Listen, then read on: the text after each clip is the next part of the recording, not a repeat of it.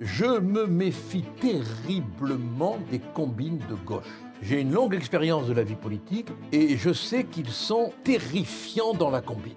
Et cet appel que lance M. Attal, Mme Panot et bien d'autres à ce pacte de non-censure, ça veut dire qu'ils vont tout faire pour arriver au pouvoir et ne plus partir. Et moi, je n'aurais surtout pas voté la motion de censure, quels que soient les bons motifs qu'on avait de la voter, je discute les conséquences.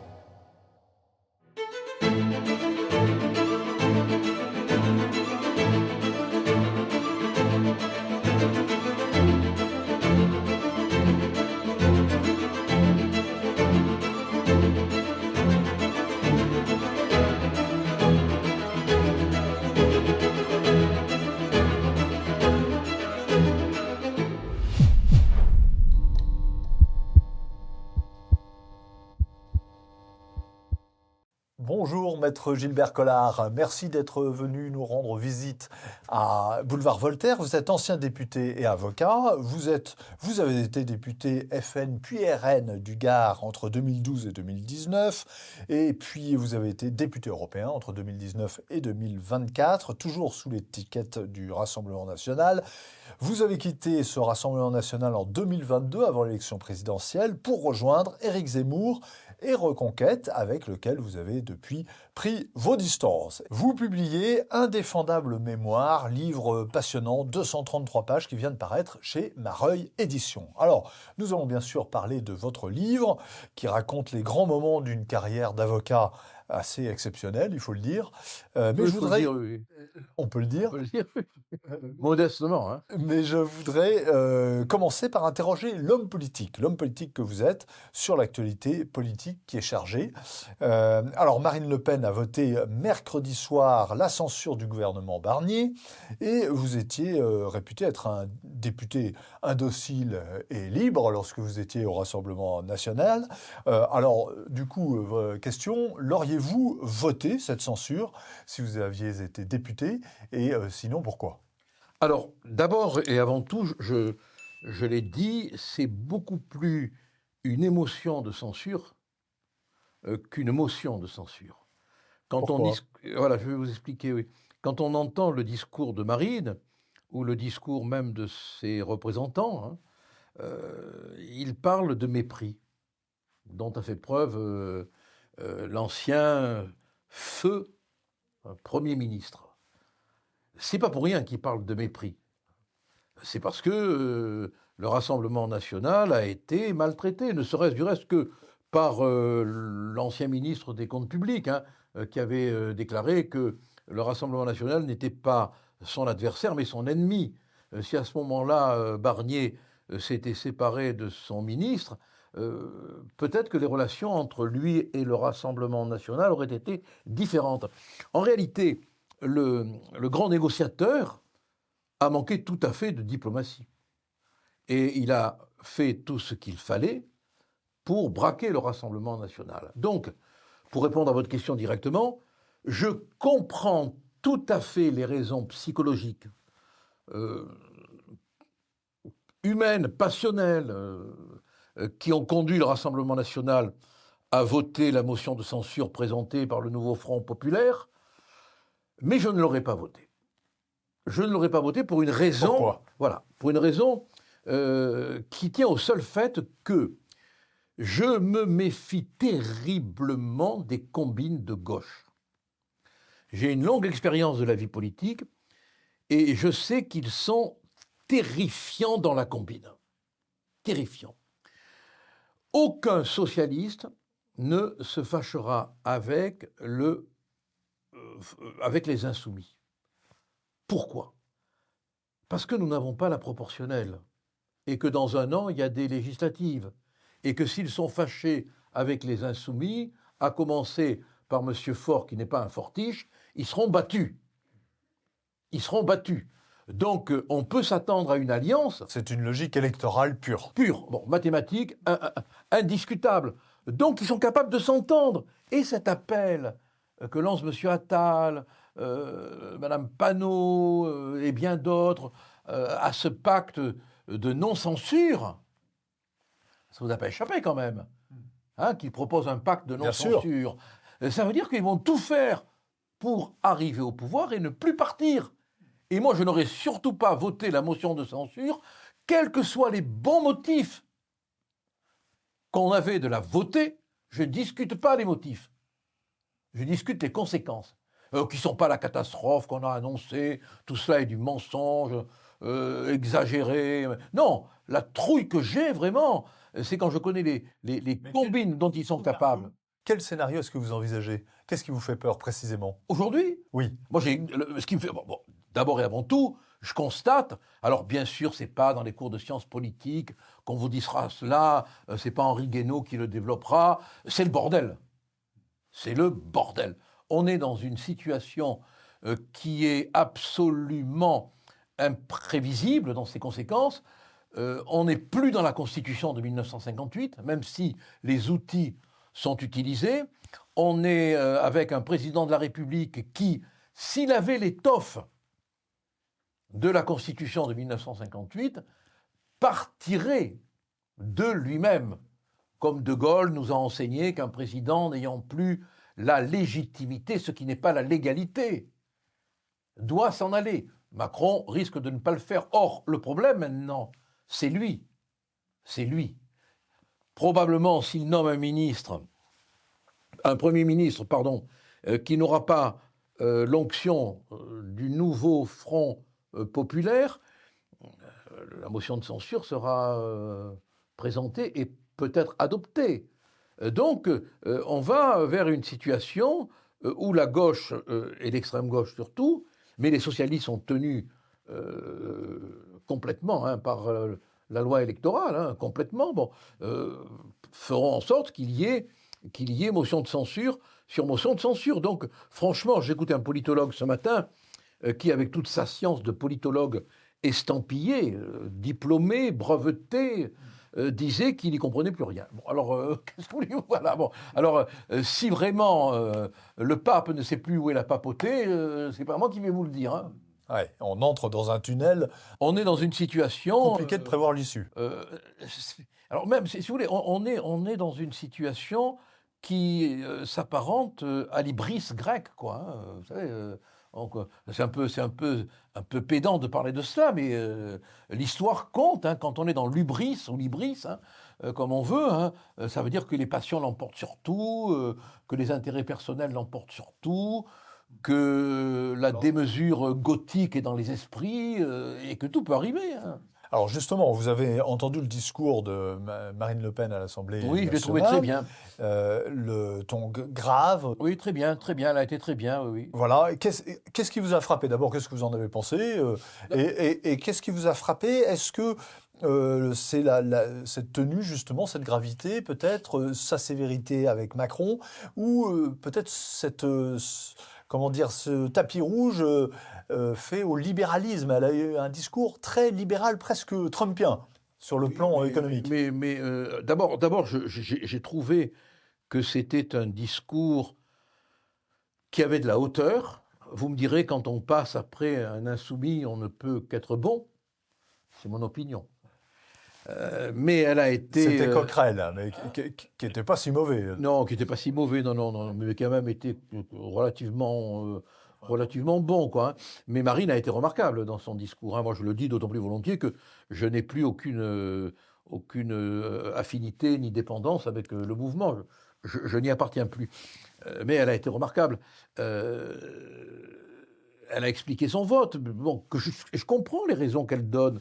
Mais le danger, je vous l'ai expliqué, voilà, et le danger, il est là. Bon, maintenant, il va y avoir une loi spéciale, le budget sera voté, les cartes vitales fonctionneront, tout ce qu'on raconte est faux, quoi. Bon, c'est pas vrai. L'article 47 de la Constitution a parfaitement organisé ce type de situation, donc on n'est pas dans... Vous ne croyez pas un effondrement subit? Non, du reste, le CAC 40 se porte très bien, la bourse se porte très bien, bon, les banquiers se portent très bien, puisqu'ils continuent à pomper notre fric et les intérêts de la dette. Donc voilà. Mais ce qui est très grave, c'est l'état de délabrement de l'État. C'est l'état de délabrement de la société.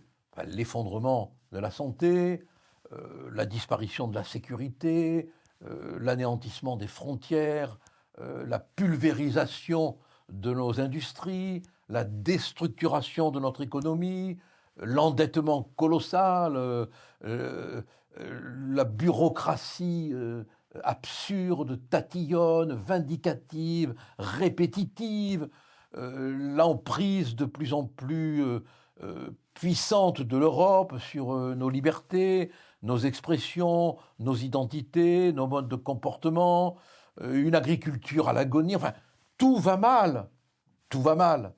Et une fois que ce constat médico-légal a été fait, on n'a pas de solution, quoi. Alors, je sais bien que il faut trouver, quand on est devant une caméra, des solutions. Moi, j'en ai pas. J'en ai pas, comme je l'ai dit hier très franchement sur CNews. Ne me demandez pas d'organiser le bordel.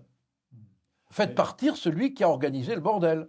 Mais précisément, vous pensez qu'avec le départ d'Emmanuel Macron, la situation pourrait s'améliorer? Parce que ce que vous dites, ce que vous décrivez, c'est quelque chose de plus profond que la seule présence d'un président. La Constitution de 1958 était taillée dans le tissu des légendes pour des hommes de dimension historique, ou à tout le moins de dimension culturelle, politique, établie, pas pour des fantoches de plateaux de télévision, pas pour des hystériques de soirées agitées à l'Élysée, pas pour des histrions, pas pour des Benalla, des Bellatar, amis constitutionnels, vous voyez ce que je veux dire? Bon, voilà, la Constitution de 1958, elle était faite pour une république, pas pour une opérette.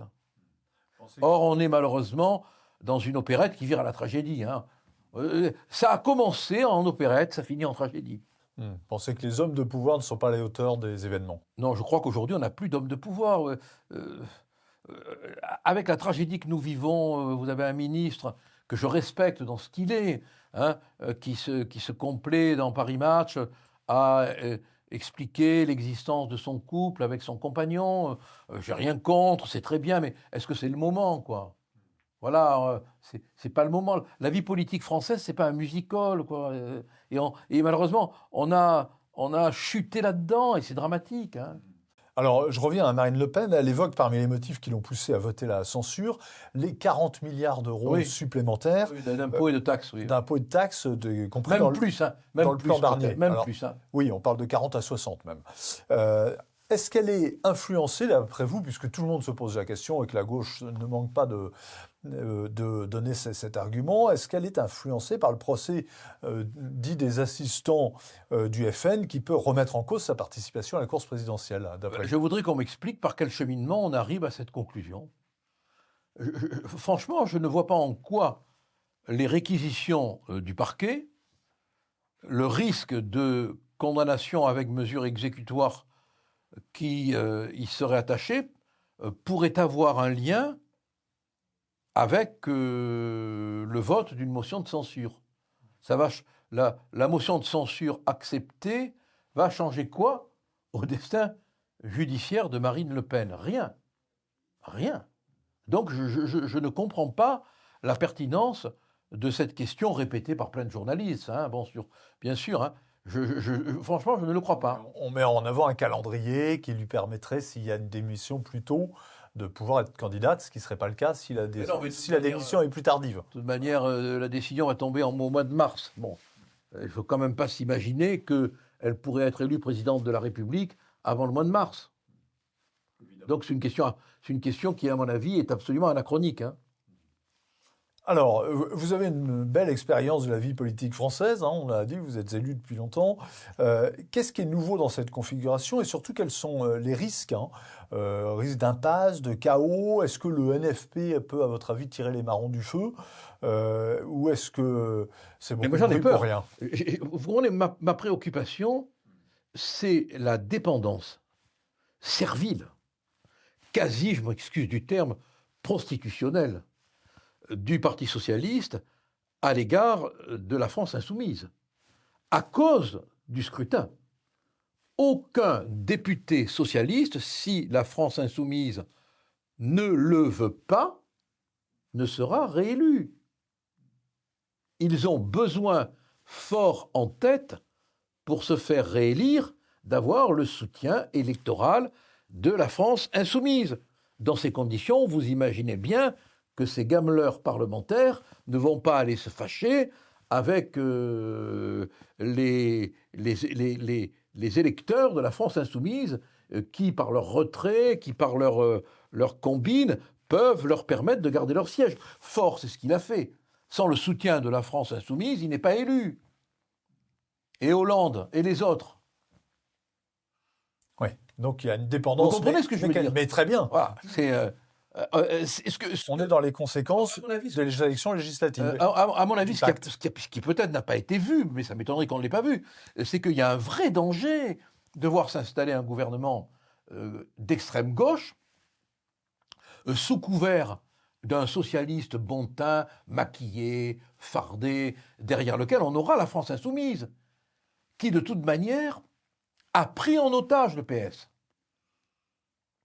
C'est ça mon inquiétude. Moi, je ne conteste pas la légitimité des motifs qui a présidé au dépôt de la motion de censure et au vote de la motion de censure. Je crains les conséquences, et c'est la raison pour laquelle, en stratège, je ne l'aurais pas voté, cette motion de censure. Parce que mieux vaut un Barnier, avec les conséquences qu'il aurait assumées du reste, de son budget, qu'un Coquerel, ministre des Finances, vous voyez, hein, ou qu'un Le Dogu, ministre de l'Éducation nationale. De Logu, c'est ça, oui. Ministre de l'Éducation nationale. Mais le départ du président de la République, on y revient, départ volontaire, il vous paraît possible? Est-ce que ça résoudrait la crise? Est-ce qu'il est possible psychologiquement, puisque après avoir lu votre livre, je sais que vous êtes un fin psychologue, et est-ce qu'il est possible politiquement? Alors là, il faut entrer dans la tête. Il faut entrer dans la tête du président de la République pour savoir s'il pourrait démissionner, car il n'est pas question de le contraindre. Ça serait une ignominie. Absolument. Marine Le Pen l'a souligné dans son discours. Elle a raison. Non, attendez, on est en démocratie, on a une constitution, il faut la respecter. Ça, c'est clair. Mais il n'est pas interdit au président de faire ce que le général de Gaulle a fait. Il n'est pas interdit de dire la situation est dramatique, j'ai la légalité, mais plus la légitimité. Donc, quand même, le doyen Fabre, qui est l'un des pères du droit constitutionnel français, rappelait que c'était une des conditions de l'exercice du pouvoir, quand même. Et Duverger reprenait cette idée. Bon, Macron n'a plus la légitimité, même s'il a la légalité. S'il démissionnait, ça serait de nouveau le chaos quand même, parce qu'on est arrivé à un point climatérique, comme disent les historiens, hein, c'est-à-dire c'est le point de convergence de toutes les raisons pour que ça pète. Son départ peut-être ferait l'effet d'une espèce de libération, hein, avec un chantier constitutionnel, l'élection d'un nouveau président, mais rapidement, avec des élections législatives hâtives, là aussi, dans le mois, vous vous rendez compte. Bon, mais au moins, on aurait le sentiment complètement psychologique. Vous me direz comment faire pour qu'un sentiment ne soit pas psychologique. hein, Excusez de ce pléonasme, je les déteste, c'est pour ça que je me punis en le signalant. Voilà. Hein, on aurait le sentiment qu'on s'est débarrassé du fauteur de troubles. Voilà. Mais franchement, ça ne réglerait pas les difficultés dans lesquelles la France se trouve. Mais tout a commencé quand Macron a été élu, avec ses candidats qui ont postulé par Internet, qui venaient de nulle part, qui n'avaient aucune expérience politique, qui ont transformé le Parlement en club méditerranéen, et après avec l'arrivée de la France insoumise, qui a contribué encore à sa manière à baisser le niveau. Bon, aujourd'hui, être député, c'est presque une insulte, quoi. Alors, en tout cas, ça ne résoudrait pas non plus la division de la France en trois pôles d'opinion très séparés, l'extrême gauche d'une part, un centre mou de l'autre et une droite puissante, mais pas majoritaire jusqu'ici. Vous défendez la proportionnelle. Le scrutin proportionnel, pour éviter des alliances contre nature à oui. gauche, en réalité. Hein. Pour vous, il y a un risque de division qui est plus grave encore sans proportionnel qu'avec. Je pense que la proportionnelle, alors bon, il y a Henri Guénaud, par exemple, est tout à fait hostile à la suppression de la proportionnelle. Il a ses arguments. À l'instauration de la À proportionnelle. l'instauration de la proportionnelle, oui, il a ses arguments que je respecte, mais moi, la raison pour laquelle, essentiellement, je souhaite la proportionnelle, c'est pour empêcher les combines et pour libérer les partis. Le Parti socialiste, demain, s'il y a la proportionnelle, il est plus tributaire de la France insoumise. Alors vous me direz, c'est pas honorable pour lui, parce qu'on se rend bien compte que c'est pour la gamelle qu'ils se compromettent. Bon, c'est vrai, mais ça, hein, c'est la vie malheureusement, hein, on ne peut que le déplorer, mais c'est comme ça. Bon, voilà, c'est la raison principale pour laquelle moi je plaide pour la proportionnelle. Au passage, c'est la vérité des chiffres de chacun des partis. Mais absolument, oui, absolument. Qui s'installent, quoi. Ouais. Hein. Quel devrait être, ça sera la dernière question, puis après ça on parlera de votre livre, mais Oui. quels devraient être, à votre avis, les premiers gestes du futur Premier ministre? D'abord de gracier Marine si elle a été condamnée. Hein, jurisprudence Biden. Hein. Bon, bah, ça n'a pas choqué la presse de gauche. Hein. Je ne sais pas si c'est possible en France. Oui, absolument, oui. Bien sûr, le droit de grâce existe. Grâce présidentielle. Oui, le droit de grâce existe, oui.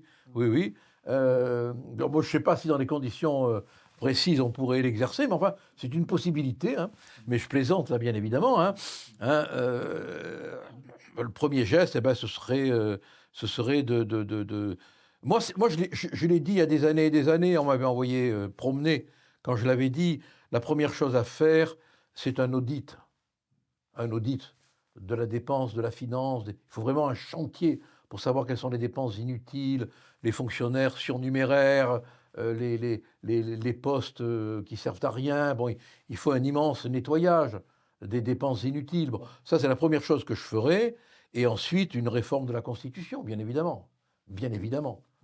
Pour d'abord, pour recentrer les choses. De Gaulle, je prends un exemple parmi tant d'autres. Hein. Moi, je suis partisan de redonner aux juges le statut de pouvoir judiciaire. Aujourd'hui, ils ne sont plus un pouvoir, ils sont une autorité. Bon. Ce qui, sur le plan protocolaire, les vexe. Ça n'a qu'une signification protocolaire, mais ça compte. Mais en même temps qu'ils récupéreraient la notion de pouvoir, ils réintégreraient une obligation absolue de neutralité. Parce que quand on a un pouvoir constitutionnel, on n'est plus qu'une autorité. Et là, on entre dans la séparation absolue des pouvoirs, pouvoir judiciaire, pouvoir exécutif, pouvoir législatif. Et plus aucune tolérance dans ce qui serait le manquement à la séparation des pouvoirs ou à l'excès syndical.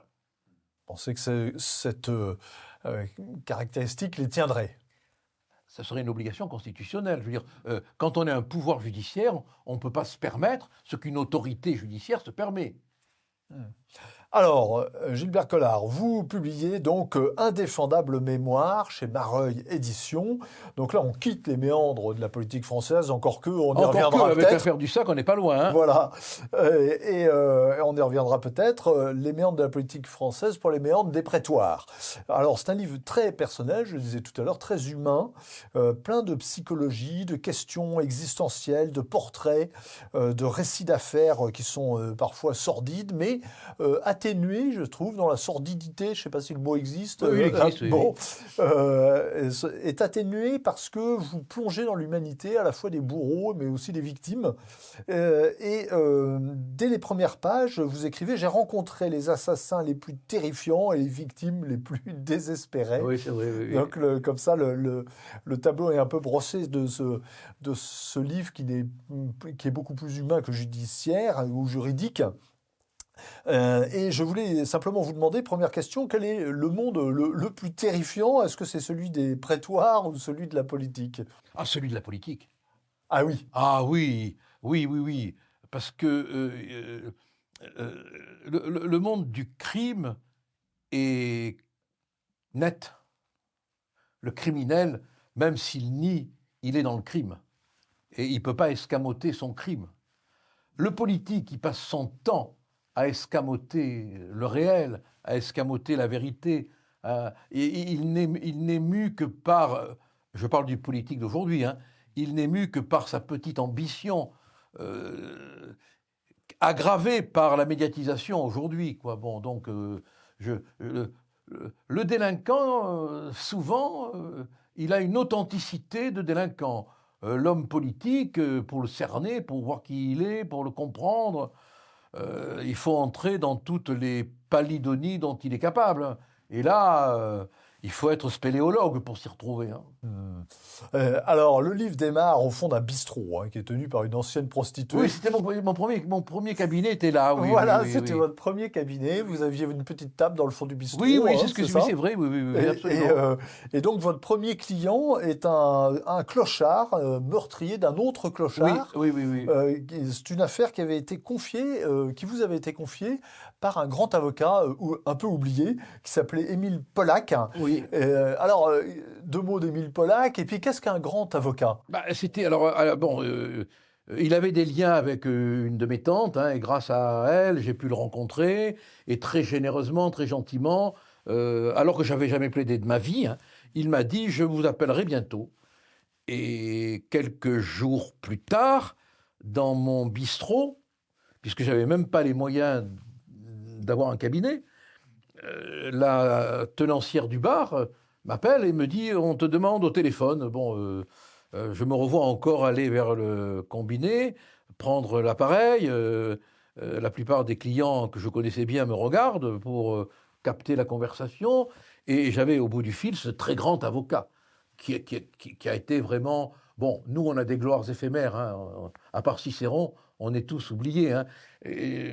Qui avait une voix extraordinaire, caverneuse, profonde, absolument entretenue à la Craven, sans filtre, hein, qui me dit, voilà...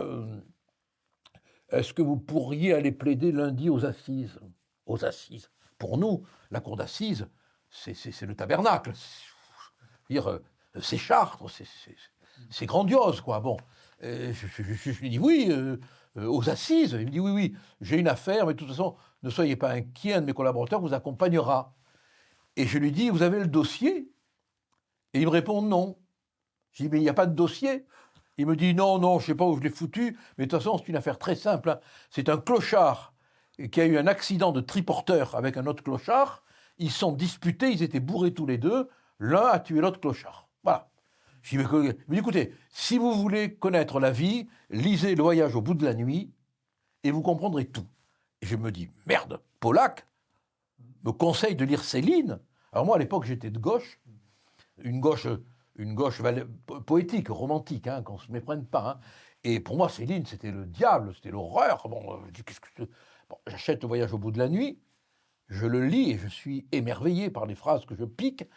Et je note des phrases, il buvait du gros rouge épais comme de l'encre, c'était un cocu d'infini, parce qu'il avait fait la guerre, il n'avait rien obtenu. Bon, enfin, je pompe Céline, quoi. Et je plaide pour mon Clodo, qui s'en tire merveilleusement bien, et du reste, il me paye d'un honoraire magnifique en me disant « Au revoir, petit gars ». Et il y avait là un chroniqueur judiciaire, qui était le chroniqueur judiciaire de l'époque, Paul-Claude Innocenzi, qui me dit « Très belle plaidoirie. Hein. Oh, des formules sublimes. Hein. Je vous donne mon carnet de notes, en souvenir. » Je l'ai gardé, je l'ai toujours. Et évidemment, il y avait toutes les phrases de Céline qui étaient soulignées. Magnifique. Ouais, magnifique. Par cœur. Voilà, ça a été. Voilà. Bon, ça a été. Alors depuis, évidemment, je suis devenu un amoureux fou de l'écriture célinienne. Hein, je ne vous le cache pas. Hein. Ça a été mon premier client, voilà, un Clodo. Ouais, c'est extraordinaire. Est-ce qu'il y a encore des grands avocats, des as du barreau, un petit peu comme ce Polac dont vous parliez aujourd'hui? Non. On a le sentiment que c'est... Non, c'est fini. Non. Moi, j'ai connu la période... Quand vous pensez que lorsque j'ai débuté, on avait Isorni, on avait Polac, on avait Tixier-Vignancourt, que j'ai bien connu pendant l'affaire du Sac, puisque je l'ai hébergé pendant 15 jours, je le raconte dans le livre. J'ai eu la chance, pendant 15 jours, de fréquenter Tixier-Vignancourt tous les soirs, à dîner. Je ne vous dis pas dans quel état il était à la fin du repas, mais enfin, c'était extraordinaire, quoi. Non, il m'a raconté l'attentat du petit Clamart, il m'a raconté l'enlèvement du cercueil de Pétain. il m'a raconté comment il préparait ses plaidoiries. Tout ça est dans le livre. Hein. Il répétait ses plaidoiries devant son âne qui s'appelait Charles. Non, bon, tout ça est dans le livre. Hein, et donc... il y a une très bonne biographie, et je vous coupe simplement pour dire, de Tixier-Vignancourt, écrite par Thierry Bouclier. Oui, je connais, Voilà. Qui est magnifique. Donc il y avait Tixier-Vignancourt, Floriot, No, Pollack, Leclerc. Bon, vous voyez, on était vraiment, il y avait une... Mais il y avait un tel humanisme. Aujourd'hui, on a des techniciens, vous comprenez? Bon, on a de très bons techniciens, c'est vrai, mais il n'y a plus beaucoup d'hommes du verbe. Même Dupond-Moretti n'est pas un homme du verbe. Hein, on s'en rend compte, du reste, dans les interventions qu'il a pu faire à l'Assemblée nationale. C'est un besogneux. Il n'y a pas d'inspiration, voilà. Alors, on ne va pas parler de toutes les affaires que vous abordez, parce que ça serait trop long. Il nous faudrait plusieurs jours, le Grand Bornand, les bébés échangés et bien d'autres. Mais je veux qu'on se penche quand même sur une de ces affaires, l'affaire Ranucci. Vous démarrez avec elle d'ailleurs. Vous avez accepté de défendre gratuitement le père de la petite victime de Ranucci, qui avait tué une petite fille, enfin qui était accusée de l'avoir tuée, enlevée et tuée. Et cette affaire avait défrayé la chronique à l'époque. Alors aujourd'hui, dans le contexte de l'ensauvagement et de la multiplication des crimes, et notamment des crimes envers des enfants ou des jeunes filles, est-ce que cette affaire, je voulais vous poser la question, est-ce que cette affaire aurait le même impact médiatique qui a été immense à l'époque? Mais non, aujourd'hui, le crime est devenu d'une banalité acceptée incroyable. C'est quand même aussi un fait de société qui devrait nous amener à nous interroger. La banalité du crime. On est entré dans une société qui s'est habituée au crime. À l'époque de l'affaire Ranucci, ce n'était pas le cas. Mais aujourd'hui, par la répétition d'abord des drames, ensuite par la violence des crimes terroristes, et enfin par la répétition dans les médias, notamment sur les réseaux sociaux, des informations, on finit par s'habituer à la banalité, non pas du mal, comme disait Hannah Arendt, mais du crime. Quand vous pensez que Christian Ranucci a été condamné à mort et qu'aujourd'hui, s'il comparaissait devant une cour d'assises, il serait condamné peut-être à perpétuité, ce que je ne crois pas, mais qui serait libéré au bout de 20 ans. Quand on a aboli la peine de mort, l'honnêteté... Vous étiez contre en plus. Oui, j'aurais été contre la peine de mort, oui. Mais l'honnêteté aurait été qu'on appliquât une détention perpétuelle réelle, qui aurait été le substitut à la peine de mort. Mais ça, on n'a pas fait.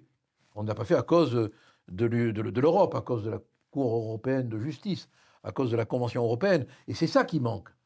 Ce qui manque vraiment, c'est la peine de substitution. Oui, c'est-à-dire qu'on n'a plus de peine suprême, voilà, qui impressionne le grand public. Dans mon bouquin, qui est un bouquin je raconte ce qu'on n'a pas raconté. Vous l'avez dit tout à l'heure, vous avez raison. J'entre dans la tête des personnages parce que j'ai pu y entrer, moi, vous comprenez. À la différence de tous les journalistes, de tous les commentateurs. Moi, je les ai. L'assassin, je l'ai approché, je l'ai vu. Parfois, je l'ai défendu même. La victime, je l'ai portée, je l'ai écoutée. Et ce témoignage, c'est un témoignage. Un vrai livre, c'est un témoignage. C'est une déposition. Voilà.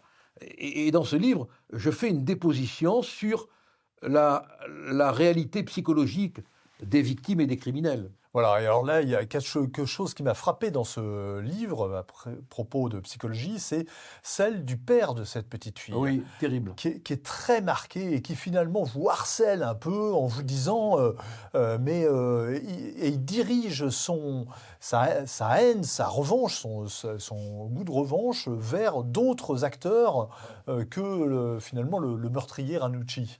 Il va, ça c'est faut bon, c'est pas que je veuille qu'on lise le livre à tout prix, mais c'est très compliqué à raconter, il faut le lire. Ce malheureux, il est d'abord et avant tout un malheureux, puisque sa fille a été assassinée, va porter toute sa haine, sans le vouloir, sur son environnement, et notamment sur le petit c'est Pierre Rambla, je crois, le petit Pierre, il va le rendre responsable. C'est le frère de Maria Dolores qui était avec elle dans la cité au moment où Ranucci arrive en disant « j'ai perdu mon chien ». La petite Maria Dolores part avec lui. C'est sa sœur. Et le frère reste voilà. tout seul. Voilà. C'est sa sœur. Bon, lui, il va porter un poids de culpabilité terrible. Tout ça, il faut le lire pour comprendre, parce que c'est un long cheminement, jusqu'à ce qu'il devienne incroyable, mais vrai. Lui-même, le frère de Maria Dolores, un meurtrier. Et quel meurtrier! Un meurtrier bien plus meurtrier que Ranucci. Ça, c'est incroyable. Alors, je veux dire que c'est pas que je ne veux pas le raconter, mais on ne peut comprendre que si on entre dans l'histoire, et ça prend le temps de la lecture, quoi. On comprend bien le côté polar qu'il y a, mais polar vrai, parce polar que tout vrai, est vrai oui. dans ce que vous racontez. Alors toujours dans l'ensauvagement, dans les années 70, un certain Laïd Moussa assassine au couteau Michel Baoudian dans une bagarre, et l'assassin Moussa donc, vous demande d'être son avocat. Alors, je vais vous demander quand même, quel est est-ce qu'il y a un cas de conscience de l'avocat dans ces cas-là, de défendre ces gens-là, surtout à la lumière d'aujourd'hui, où les coups de couteau se multiplient et font des affaires dramatiques. Est-ce que ça préfigure justement les meurtres au couteau d'aujourd'hui, ce type d'affaires? Pas du tout, à votre avis? Je ne sais pas. Le cas de conscience de l'avocat, on se le pose le jour où on devient avocat. Voilà. C'est comme quand on devient prêtre, comme quand on devient moine, quand on devient médecin. C'est le jour où on devient, qu'on prend l'acceptation de ce que le métier va imposer. C'est là où on règle le cas de conscience, quoi. Bon, une fois qu'on est avocat, on est avocat. C'est comme une fois qu'on est médecin, on est médecin. Une fois qu'on est prêtre, on est prêtre. On y va. Je ne sais pas si ça préfigure les crimes au couteau, mais ce qui est sûr, c'est que Laïd Moussa sera assassiné. Et ça, je le raconte dans le livre.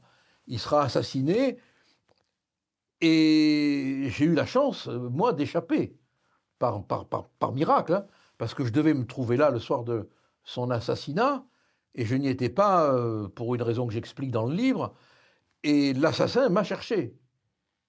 Il a tué Laïd d'une balle dans la tête, il avait un fusil à canon scié avec 2 cartouches, et la deuxième cartouche était pour moi. Et j'ai eu la vie sauve parce que je n'étais pas là. Bon. Tout ça, ça enrichit l'expérience, hein. Oui, c'est le moins qu'on puisse dire. Ouais, oui. C'est un métier pas comme les autres. Alors, vous consacrez votre dernier chapitre au général Ossarès, que vous avez défendu, lui aussi. C'était en 2001. Alors, Ossarès avait écrit un livre qui s'appelait « Services spéciaux ». Et dans ce livre, il révélait la pratique systématique de la torture durant la guerre d'Algérie. Alors, moi, je me souviens, ça avait fait une immense polémique à l'époque, énorme polémique, lancée et entretenue par Le Monde, Libé, Kouchner, le communiste Robert Lionel Jospin, etc. Tout ça sur fond de guerre d'Algérie, pas complètement digéré, on va dire. Et vous écrivez « Du jour au lendemain, je devins l'avocat du diable, l'avocat de l'horreur, l'avocat de la torture, quand mon fort intérieur, je condamnais ». Alors, ce type d'indignation nationale, Gilbert Collard, est-ce que ça pourrait revenir aujourd'hui dans un contexte politique et médiatique qui a changé? On a l'impression qu'on n'a plus ce type de grande émotion, de grande condamnation comme ça médiatique. Vous comprenez, c'est toujours pareil.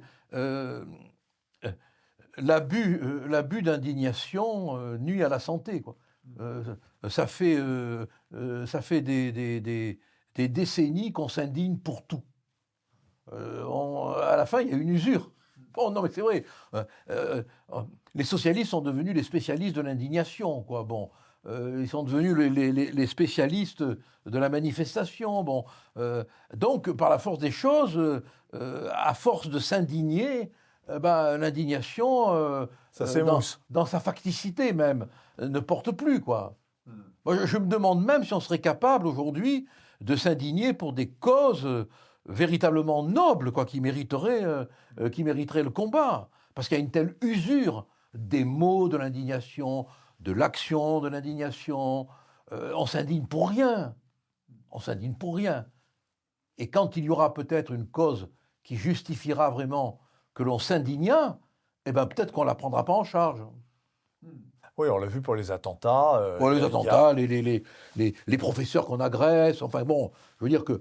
Il y a une indignation, mais bon, Oui, mais non, mais c'est une indignation de... rien à voir avec vous Osiris. comprenez, rien à voir avec Osiris. Osiris, attendez, moi j'ai cru vraiment que j'allais me faire... parce que j'étais l'avocat, j'ai cru vraiment que j'allais me faire lyncher sur place, hein. Et alors, justement, vous dites des choses assez touchantes sur Osiris, hein. Vous dites que c'était j'ai noté ça quelque part, je ne le retrouve plus, mais que c'était un homme sensible, Ah oui, oui, oui, oui, tout à fait. cultivé. Oh là là, il parlait latin. Il parlait latin couramment, hein. Vous étiez assez attaché à ce, Ah, à moi, ce général j'ai Osiris. écoutez, je suis allé prononcer son oraison funèbre. C'est ça, je retrouve ça. On dit que vous êtes un monstre. Avez-vous le sentiment d'être un monstre? Vous lui demandez ça. Mais oui. Et en fait, vous décrivez un homme doux, ironique, lettré, qui cite Peggy, Ah oui, il adorait Peggy, oui, oui, oui, oui. qui vénère De Gaulle et qui est habité par un amour fou Oui, et oui, oui, complètement intransigeant de la France, de son Oui, mais pays. moi, il m'avait dit, Il est loin du tortionnaire sanglant. mais on oublie quand même que les pleins pouvoirs ont été donnés à l'armée par le gouvernement de Guy Mollet, après l'approbation d'une chambre dans laquelle il y avait favorablement le vote des communistes. On l'oublie. Osiris, il n'a pas demandé les pleins pouvoirs. Massu, il n'a pas demandé les pleins pouvoirs. C'est un gouvernement dans lequel Mitterrand a été, je crois, ministre de l'Intérieur ou de la Justice, je crois, puisque j'ai vu des refus de grâce signés par lui, des dizaines, des quinzaines de condamnations à mort, approuvées. Pas de grâce, signé Mitterrand. Bon. Donc, ils ont exécuté les ordres qu'on leur a donnés, dans un contexte d'horreur.